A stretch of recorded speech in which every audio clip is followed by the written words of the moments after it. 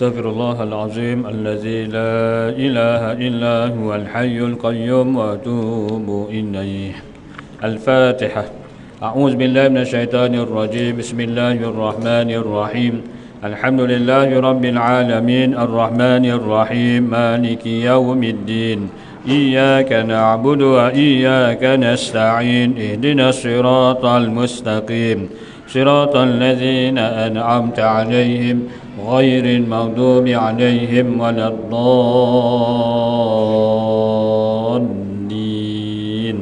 آمين. Assalamualaikum warahmatullahi wabarakatuh. Bismillahirrahmanirrahim. Alhamdulillahi rabbil alamin. Wassalatu wassalamu ala asyrafil anbiya'i wal mursalin wa ala alihi wa sahbihi ajma'in. Subhanaka la ilma lana illa ma 'allamtana innaka antal alimul hakim. La haula wa la quwwata illa billahil aliyyil azim. Tuan-tuan dan puan muslim muslimat yang dikasihi sekalian, alhamdulillah kesyukuran kita panjatkan kepada Allah Subhanahu wa taala kerana dengan izin rahmat, inayah dan hidayahnya, alhamdulillah Allah Ta'ala memilih kita di kalangan hamba-Nya yang dapat melapangkan masa hadir ke surau untuk menunaikan solat maghrib berjemaah. Dan kalau kita lihat di luar sana, masih lagi ramai yang seagama dengan kita, mungkin masih lagi belum berpeluang, belum berkesempatan untuk menunaikan solat maghrib. Mungkin setengahnya masih lagi dalam perjalanan pulang, tersangkut dalam kesesakan jalan raya. Mungkin setengahnya masih berada di pasar raya, pasar malam. Mungkin setengahnya telah pun berada di rumah tetapi masih lagi leka, masih lagi asyik menonton televisyen dan sebagainya. Belum lagi berpeluang, belum lagi berkesempatan untuk menunaikan solat maghrib. Namun kita alhamdulillah, kita berjaya menunaikan dengan cara yang terbaik, iaitu solat di awal waktu dan berjemaah, malah di surau lagi. Yang mudah-mudahan inilah menjadi amal bekalan yang akan kita bawa menghadap Allah Subhanahu wa taala. Mudah-mudahan kehidupan kita selamat di dunia dan selamat juga di hari akhirat insya-Allah. Tuan-tuan dan puan muslim muslimat yang dikasihi sekalian, seperti biasa mengajar kita berkaitan dengan kisah sahabat. Malam ni kita nak lihat bahagian terakhir kisah seorang sahabat besar yang juga merupakan antara 10 orang sahabat yang dijanjikan syurga oleh Nabi SAW, iaitu Zubair bin Al-Awwam. Tuan-tuan yang dirahmati Allah sekalian, pada bulan yang lepas saya kongsikan berkaitan dengan kehebatan, kepahlawanan, kehandalan Zubair bin Al-Awwam dalam medan perang. Tidak ada yang dapat mengalahkannya, sekalipun orang itu memiliki tubuh yang lebih besar, tubuh yang lebih tinggi daripada Zubair, namun Zubair tetap dapat mengalahkannya.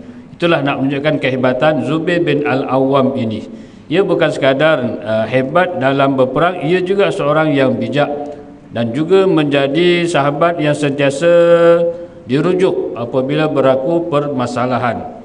Sebab itu di saat Saidina Umar sakit akibat ditikam oleh Abu Lu'lu', Saidina Umar telah menamakan 6 orang sahabat untuk dilantik salah seorangnya menjadi khalifah selepasnya, iaitu Saidina Osman, Saidina Ali, Abdurrahman bin Auf, Sa'ad bin Abi Waqqas, Talha bin Ubaidillah dan juga Zubair bin Al-Awwam. Nak menunjukkan betapa 6 orang sahabat ni, dan salah seorangnya adalah Zubair bin Al-Awwam, orang yang sentiasa dirujuk oleh Saidina Umar untuk membantu menyelesaikan sesuatu permasalahan negara.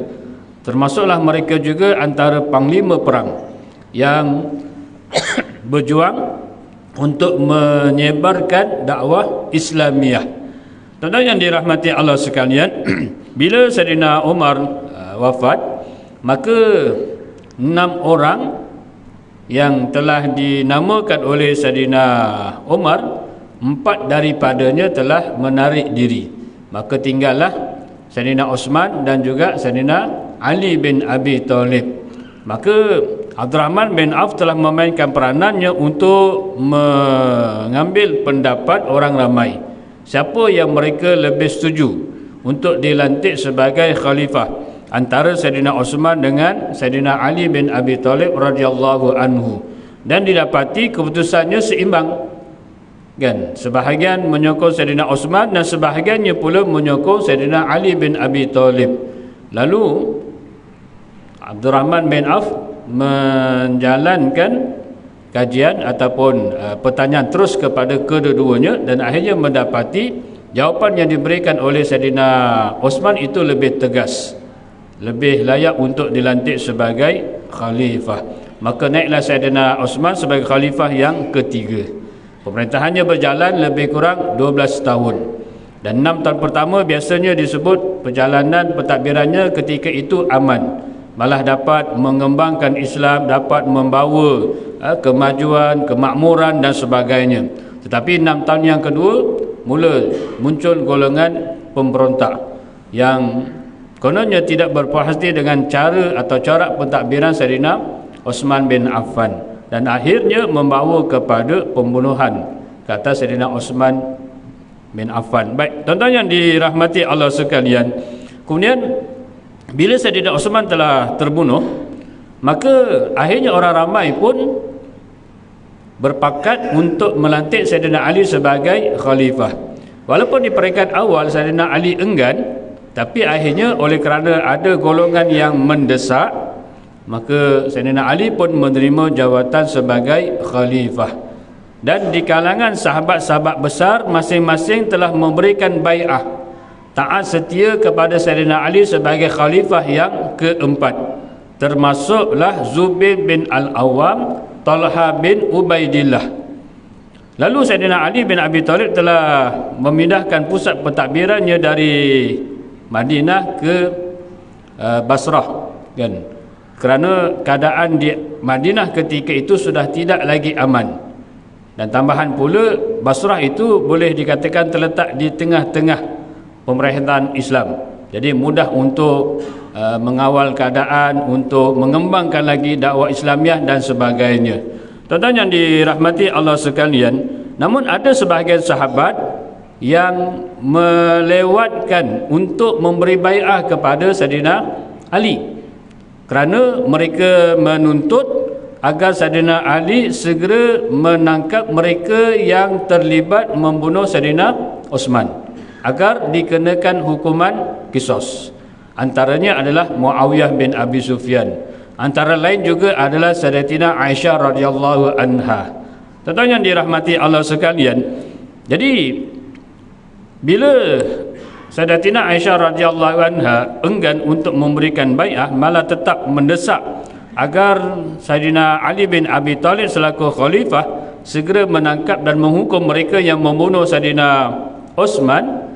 Ini menyebabkan Talha dan juga Zubair seperti menarik kembali sokongannya kepada Sayyidina Ali bin Abi Thalib. Lalu mereka berdua pergi ke Mekah untuk berjumpa dengan Sayyidatina Aisyah radhiyallahu anha, tapi dengan meminta izin terlebih dahulu daripada Sayyidina Ali bin Abi Thalib. Baik, tuan-tuan yang dirahmati Allah sekalian, ada pendapat nyatakan Zubair bin Al-Awwam dan juga Talha bin Ubaidillah memberikan alasan untuk ia pergi ke Mekah dengan tujuan mengerjakan umrah, tetapi sebenarnya pergi ke Mekah itu bertujuan untuk berjumpa dengan Sayyidatina Aisyah radhiyallahu anha, dan turut bersama nak mendesak agar Sayyidina Ali segera menangkap dan menghukum mereka yang terlibat dalam pembunuhan Sayyidina Osman. Maka Sayyidatina Aisyah radhiyallahu anha pun setuju untuk pergi ke Basrah, nak berunding, nak berbincang dengan Sayyidina Ali bin Abi Thalib. Mereka bertiga, iaitu Sayyidatina Aisyah radhiyallahu anha yang turut dibantu oleh Zubair bin Al-Awwam dan juga Talha bin Ubaidillah, bersama dikatakan tentera seramai 5,000 orang menuju ke Basrah. Tuan-tuan yang dirahmati Allah sekalian, tujuannya asal adalah untuk berunding, untuk berbincang, untuk mendesak Sayyidina Ali bin Abi Thalib agar segera menangkap mereka yang terlibat dalam pembunuhan Sayyidina Osman kan. Tetapi golongan pemberontak yang telah menyusup masuk dalam kumpulan Saidina Ali telah mengadu domba, menyebabkan akhirnya kedua-dua pihak telah tersalah faham, sehingga menyebabkan berlaku peperangan. Tuan-tuan yang dirahmati Allah sekalian, sebelum berlaku peperangan, bila mana Saidina Ali dapat tahu tentang kemarahan Sayyidatina Aisyah radhiyallahu anha yang dibantu oleh Zubair dan juga Talha, maka Saidina Ali telah mengajak dan memanggil Zubair bin Al-Awwam untuk berunding, untuk berbincang. Di mana dalam pertemuan tersebut Saidina Ali bin Abi Thalib yang telah bertemu dengan Zubair bin Al-Awwam yang juga merupakan sepupunya sendiri. Saidina Ali dan juga Zubair bin Al-Awwam adalah sepupu sebelah ibunya.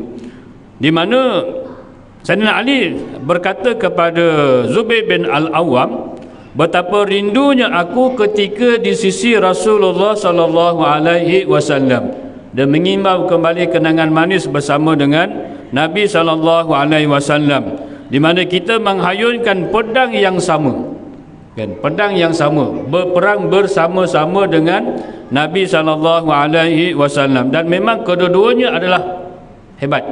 Saidina Ali hebat dalam perang, Zubair bin Al-Awwam pun hebat dalam perang, kan. Lalu Saidina Ali meneruskan perbualan, mengapakah hari ini pedang kita bermusuhan? Sebab Zubair memihak kepada Sayyidatina Aisyah radhiyallahu anha, tidak lagi memihak kepada Sayyidina Ali bin Abi Thalib.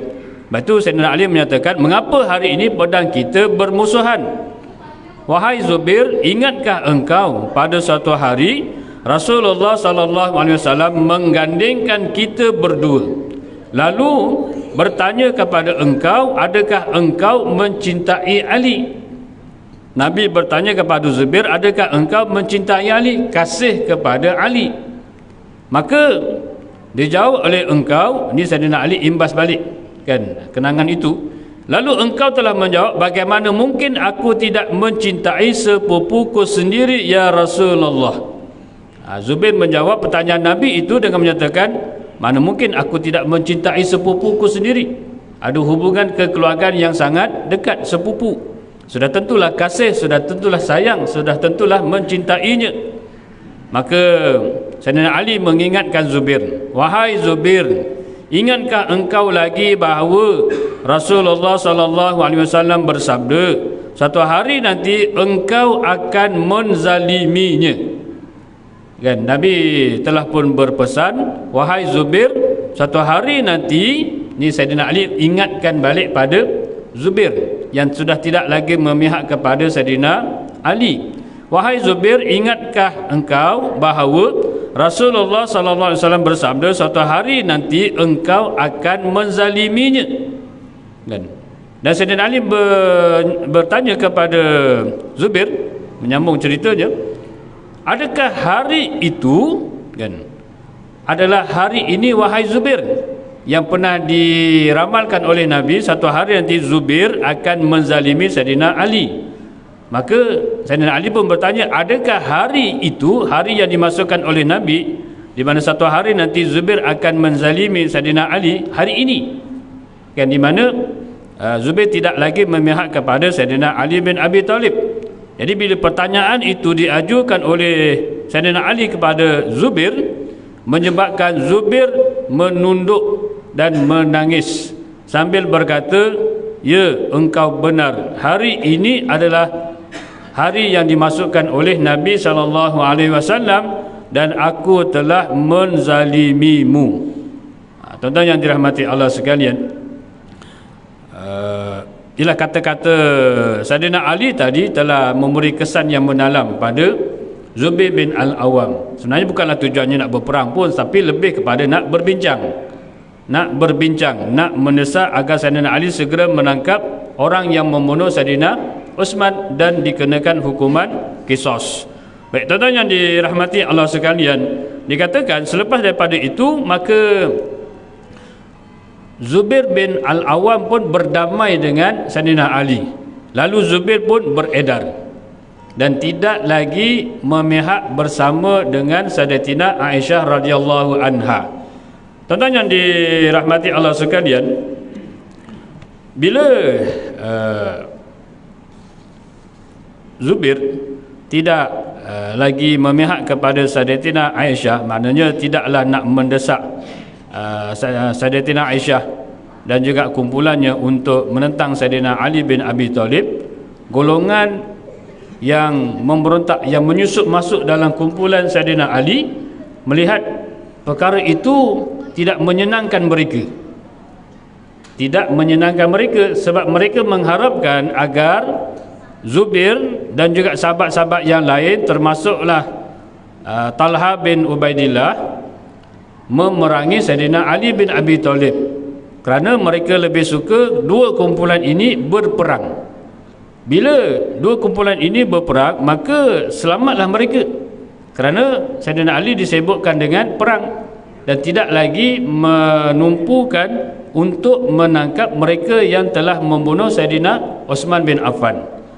Tapi bila mereka melihat Zubair bin Al-Awwam mengasingkan diri, kan, mengasingkan diri, makna tidak lagi memihak kepada Sayyidatina Aisyah radhiyallahu anha, ini menyebabkan mereka begitu marah, kerana mereka mengharapkan agar Zubair dan juga Sayyidina Ali berperang. Tapi dilihatnya pertemuan itu menyebabkan Zubair dan Sayyidina Ali berdamai, menyebabkan mereka tak senang hati.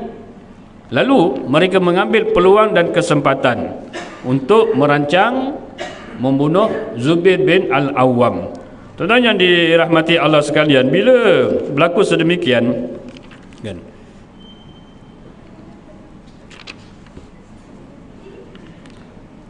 setelah Zubair kembali dan tidak memerangi Sayyidina Ali bin Abi Thalib, dia telah bertemu dengan seseorang yang bernama An-Na'ir Al-Majusi, kan, di mana An-Na'ir telah berkata kepada Zubair, wahai hawari Rasulullah, kan, engkau hendak ke mana?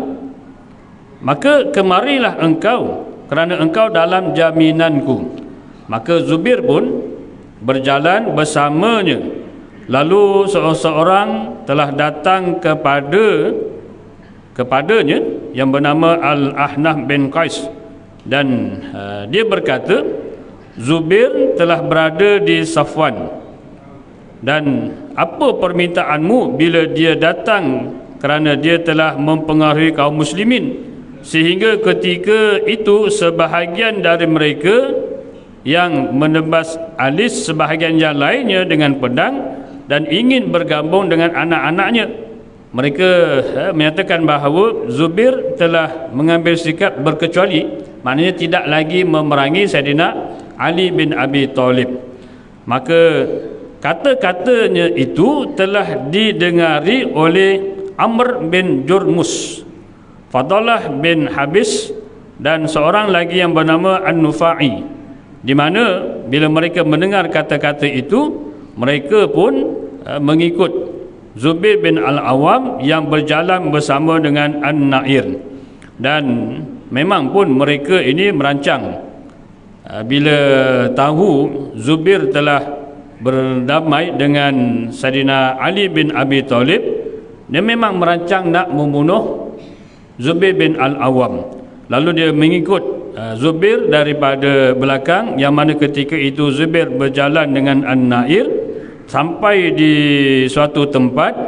Amr bin Jurmus telah menikam di belakang Zubair bin Al-Awwam, tapi tikaman yang lemah, tikaman yang lemah. Dan bila Zubair ditikam oleh Amr bin Jurmus, menyebabkan Zubair pun mengejar Amr bin Jurmus. Dan bila Zubair mengejar, kan, ialah sebab dia menikam daripada belakang, maka Zubair pun kejar. Lalu Amr bin Jurmus telah berteriak dengan menyatakan bahawa Zubair hendak membunuhnya. Ini muslihatlah, kan, padahal dia yang merancang hendak membunuh Zubair.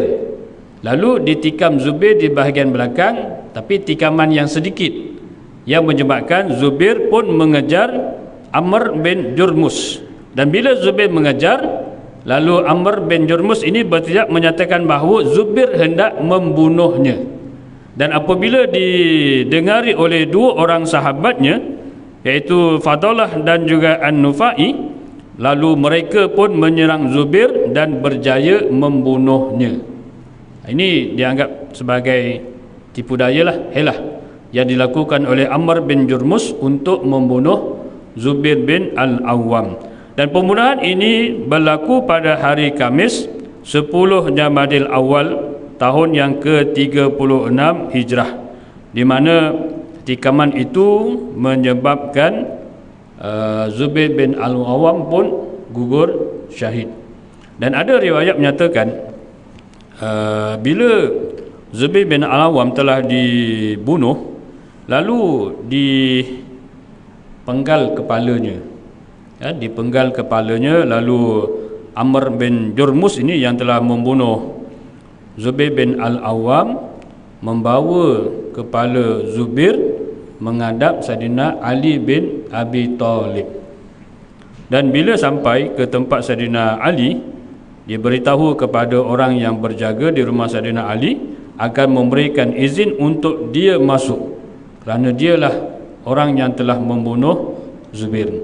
Dan bila Saidina Ali dapat tahu bahawa Zubair telah dibunuh oleh Amr bin Jurmus, maka Saidina Ali pun memberitahu bahawa Rasulullah SAW telah bersabda tentang pembunuh Zubair, dan tempat pembunuh Zubair adalah neraka.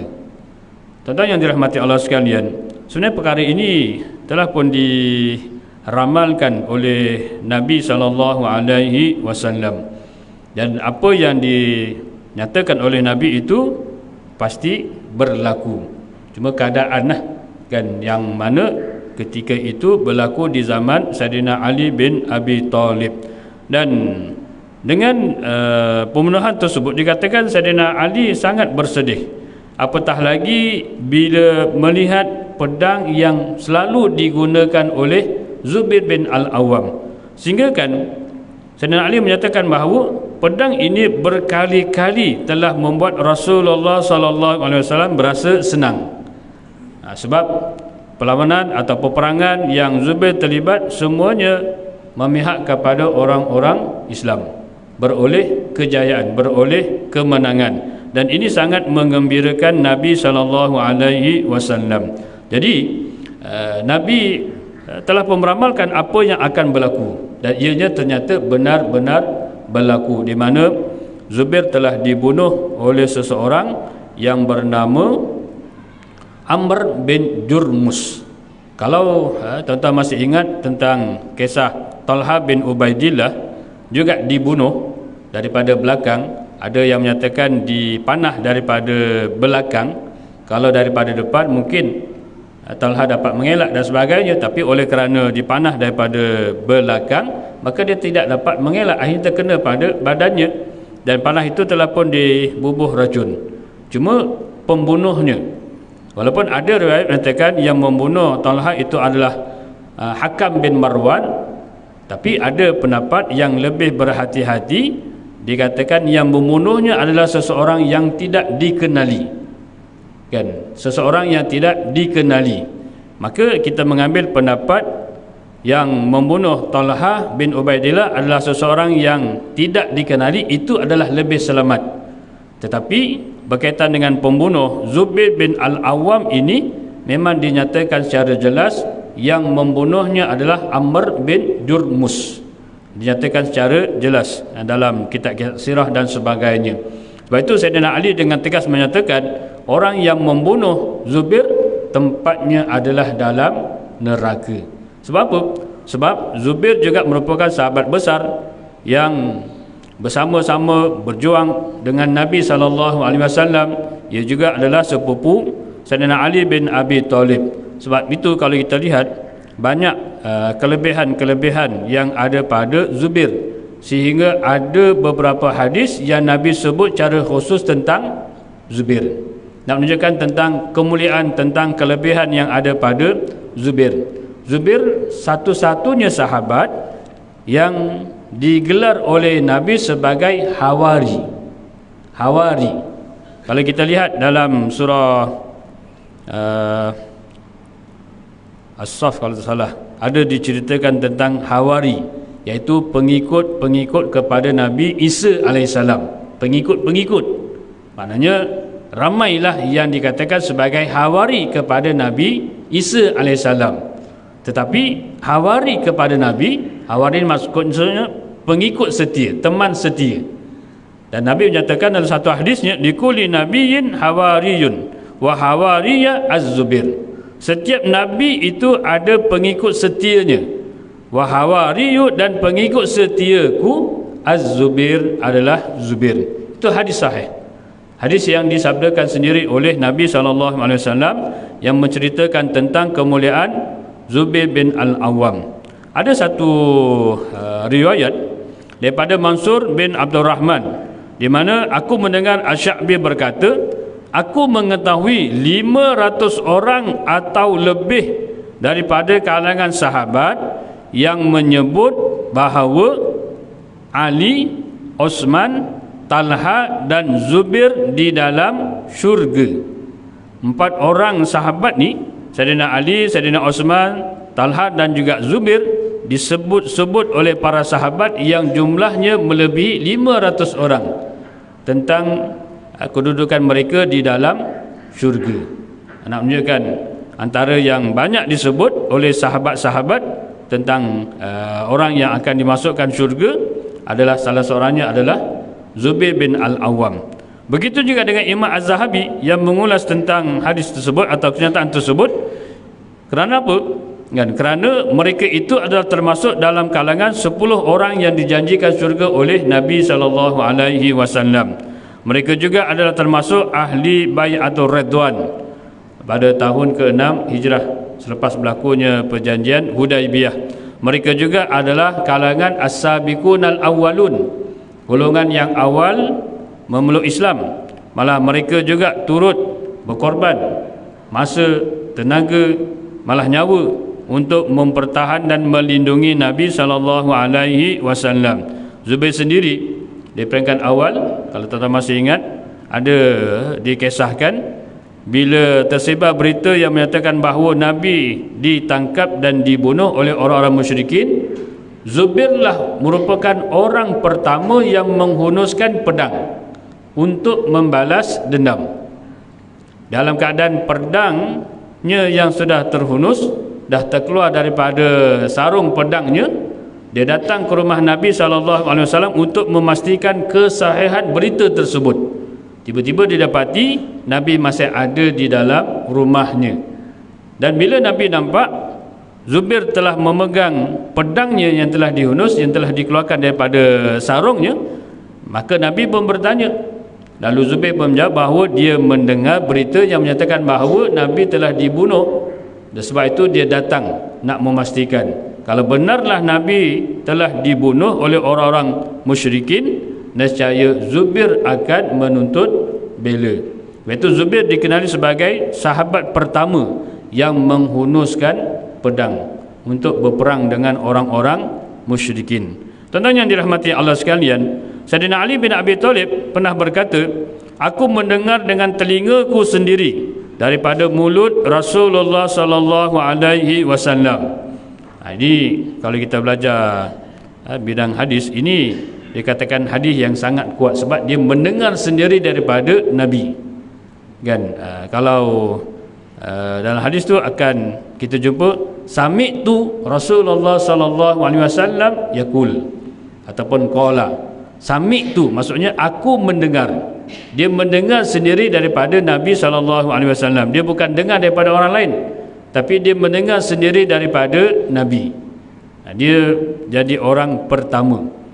Dan ialah kadang-kadang ada riwayat hadis yang dia mendengar daripada orang lain. Kan, dia bukan dengar sendiri daripada Nabi, tapi dia meriwayatkan hadis tersebut. Ini dia mendengar sendiri. Sayyidina Ali mendengar sendiri dengan telingaku daripada mulut Rasulullah sallallahu alaihi wasallam. Dan baginda bersabda, Talha dan Zubair adalah jiranku di dalam syurga. Hadis sahih kan. Nabi sendiri yang menuturkan. Sebab itu Zubair juga adalah salah seorang sahabat yang dijanjikan syurga oleh Nabi SAW. Dan hadis Nabi ada beberapa. Yang 10 orang itu disebut sekaligus 10 orang. Tapi di waktu lain Nabi pun ada menyebutkan juga. Sebab apa? Zubair salah satunya kerana gugur syahid. Walaupun bukan ketika berperang, tapi dia telah dibunuh. Dibunuh juga adalah termasuk syahid kan. Ada riwayat daripada Sayyidina Umar radhiyallahu anhu, beliau berkata, sesungguhnya Az-Zubair adalah rukun daripada rukun-rukun agama. Mana sahabat yang penting dalam menyebarkan dakwah Islam. Manakala dalam riwayat lain daripadanya juga dengan lafaz sesungguhnya Az-Zubair adalah tiang daripada tiang-tiang Islam. Satu pendapat menyatakan, Sayyidina Umar menyatakan rukun-rukun agama. Satu pendapat dan lafaz lain menyatakan bahawa Zubair adalah tiang daripada tiang-tiang Islam. Baik tuan-tuan yang dirahmati Allah sekalian, Imam Bukhari ada meriwayatkan dalam satu hadisnya kan, di bawah bab keberkatan harta orang yang berperang saat masih hidup maupun sesudah meninggal dunia, baik berperang bersama Nabi SAW ataupun sesudahnya. Di mana hadis itu diriwayatkan daripada Ibnu Sa'd bin Ibrahim menyampaikan kepada kami, katanya, aku berkata kepada Abu Usamah, adakah Hisham bin Urwah menyampaikan kepada kalian daripada bapanya, daripada Abdullah bin Az-Zubair? Dia berkata kan, ini yang meriwayatkan adalah Abdullah bin Zubair, anak kepada Zubair kan.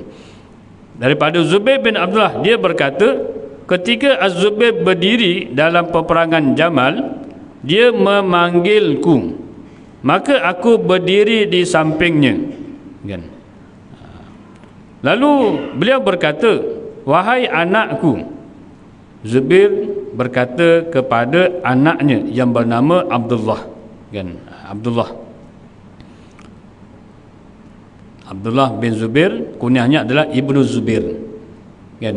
Sebelum ni banyak kali saya kongsikan, di kalangan sahabat yang namanya Abdullah biasa dipanggil dengan kunyah yang disandarkan pada bapanya, macam Abdullah bin Umar kan, Ibnu Umar, Abdullah bin Zubair, Ibnu Zubair, Abdullah bin Mas'ud, Ibnu Mas'ud dan sebagainya. Sebab bila ramai nama Abdullah di kalangan sahabat, jadi kalau disebut Abdullah saja, orang jadi keliru, jadi tanda tanya, Abdullah yang mana? Maka sebab itu sahabat yang namanya Abdullah terus dipanggil dengan kunyah yang disandarkan pada bapanya. Macam Abdullah bin Zubair dipanggil dengan Ibnu Zubair. Jadi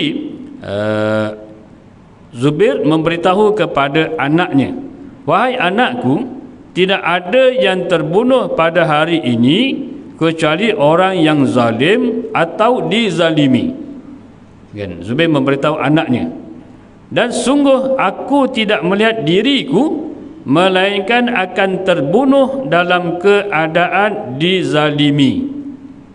Seolah-olah Zubair telah mengetahui apa yang akan berlaku pada dirinya. Apatah lagi dia telah pun bertemu dengan Sayyidina Ali bin Abi Thalib dan kisah tadi kan. Jadi dia dah dapat membayangkan bahawa satu hari atau satu masa nanti dia juga akan dibunuh kan. Dia dibunuh maknanya dia dizalimi, dan memberitahu kepada anaknya bahawa perkara itu pasti akan berlaku. Tuan-tuan yang dirahmati Allah sekalian, memang di kalangan sahabat ni ialah orang yang sangat dekat dengan Allah. Baik itu Allah Ta'ala meredai mereka, dan mereka juga meredai Allah Subhanahu Wa Ta'ala. Ada di antaranya yang mengetahui ajalnya yang akan tiba. Kalau kita lihat kisah Fatimah radhiyallahu anha, Fatimah radhiyallahu anha yang jatuh sakit sesudah 6 bulan kewafatan Nabi SAW, di mana setelah dia berwasiat kepada Saidina Ali bin Abi Talib dan meminta anak-anaknya agar bermain di masjid, kan, dan dia minta supaya dibiarkan dirinya berseorangan, sedangkan ketika itu dia sakit, kan, sakit. Dan Fatimah radhiyallahu anha berpesan kepada Saidina Ali agar tunggulah di pintu biliknya, dia nak berseorangan. Dan dipesan kepada Saidina Ali, setelah berlalu beberapa masa, maka serulah, panggillah namanya.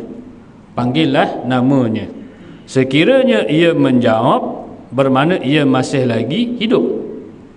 Tetapi sekiranya dipanggil namanya dan dia tidak menjawab, itu menandakan dia sudah tiada, kan. Maka itulah yang dipesan kepada Saidina Ali bin Abi Talib. Maka oleh kerana itu merupakan permintaan Fatimah radhiyallahu anha, maka Saidina Ali pun ikut, dibiarkan Fatimah radhiyallahu anha bersendirian di dalam biliknya.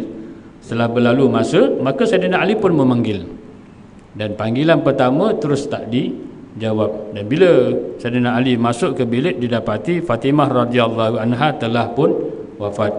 Itu nak menunjukkan betapa Fatimah radhiyallahu anha yang merupakan anak Nabi SAW seolah-olah mengetahui ajalnya sudah semakin dekat. Wallahu alam. Malah ada juga kalau kita perhatikan kisah-kisah ulama-ulama besar yang juga mengetahui saat ajalnya yang sudah semakin dekat. Ada seorang ulama besar, saya tak ingat namanya, tapi dia telah mempersiapkan kain kapannya, kan, siap dah berpesan lagi, kan. Malah ada satu kisah yang lain pula, dah orang kata apa, dah pakai separuh dah, tinggal bahagian badan, kaki dah dibalut dengan kain kapan. Tak lama kemudian dia meninggal. Maknanya orang selepasnya tinggal selesaikan saja kain kapannya, kan.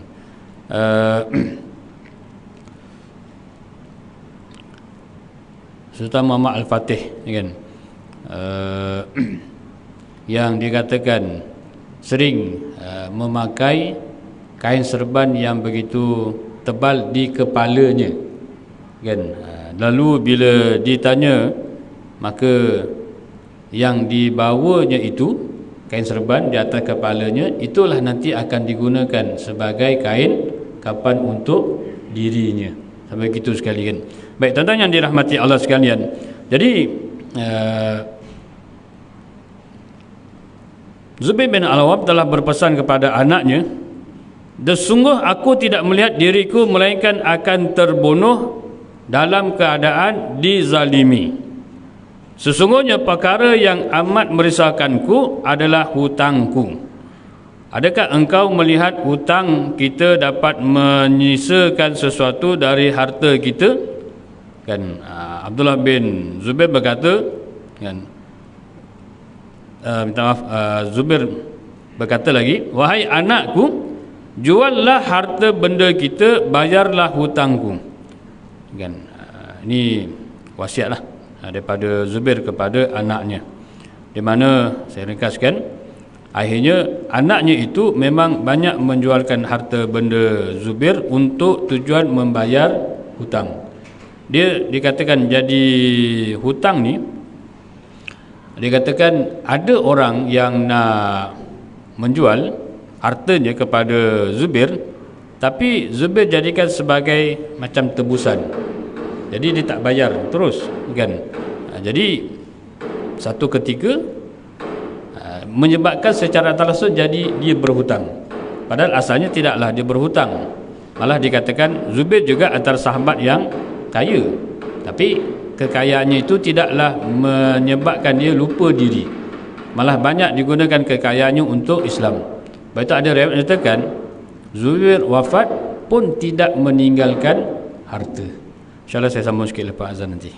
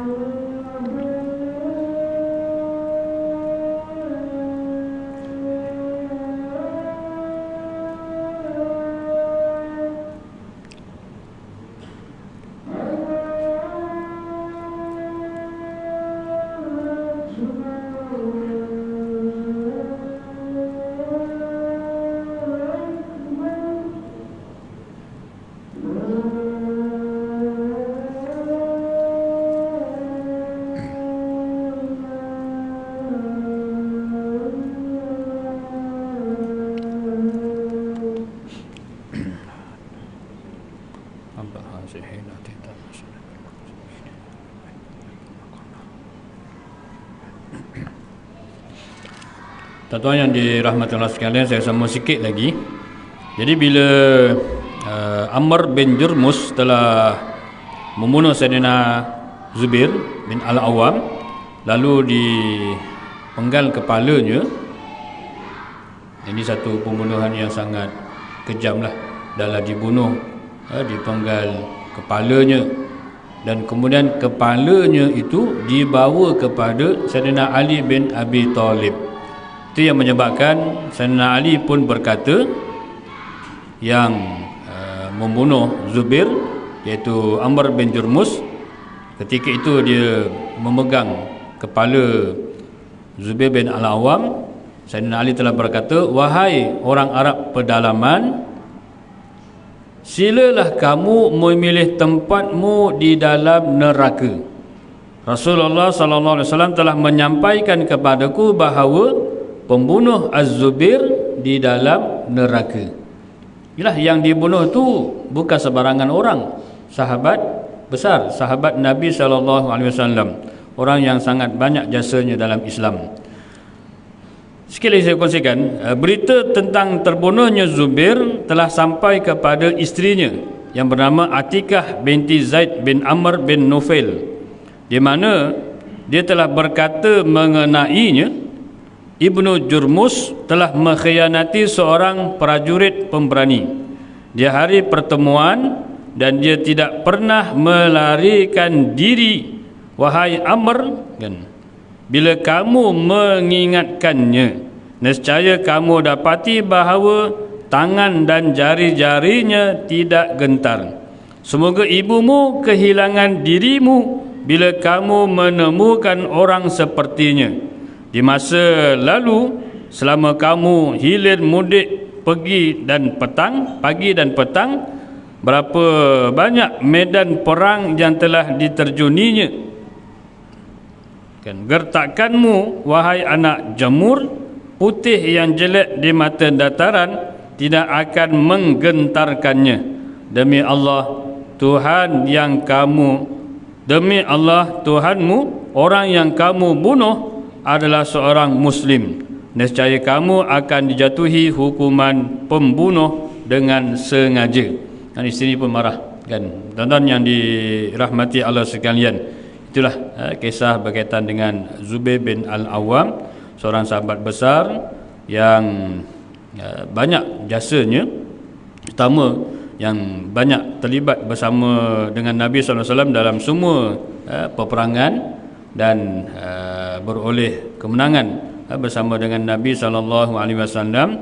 Namun di akhir hayatnya suatu yang sangat menyedihkan berlaku, dizalimi dan dibunuh. Namun itulah yang telah ditentukan oleh Allah Subhanahu wa taala, dan Nabi sendiri pun telah meramalkan, dan apa yang telah Nabi nyatakan ianya pasti berlaku. Sebab itu ianya seperti suatu, kita kata, kemuliaan yang Allah Ta'ala berikan kepada Zubair. Mati dibunuh ni satu kemuliaan, kan? Mati dibunuh dengan cara yang kejam, dizalimi dan sebagainya, maka matinya itu dianggap satu kemuliaan.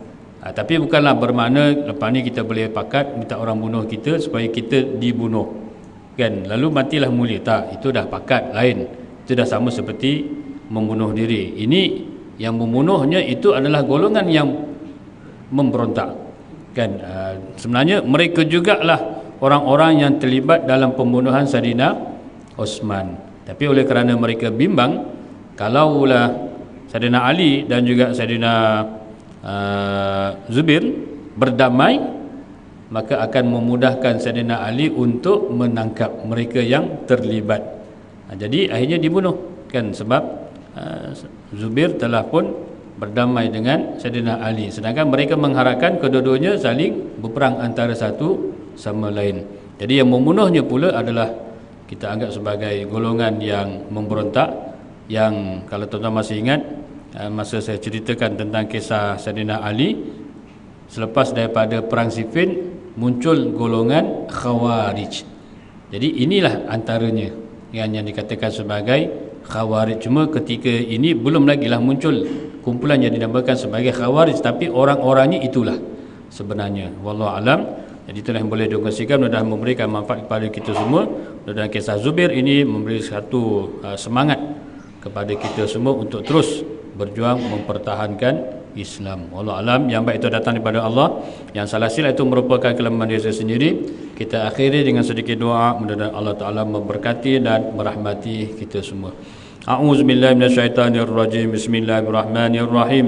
Alhamdulillahi rabbil alamin, wassalatu wassalamu ala asyrafil anbiya'i wal mursalin wa ala alihi wa sahbihi ajma'in. Allahumma aftah alaina futuhal arifin warzuqna fahman nabiyyin bijahi khatamal mursalin. Allahumma faqihna fid din wa 'allimna ta'wil wahdina siratal mustaqim. Rabbana atina fid dunya hasanah wa fil akhirati hasanah wa qina azaban nar. Walhamdulillahi rabbil alamin. Wallahu alam. Assalamualaikum warahmatullahi wabarakatuh.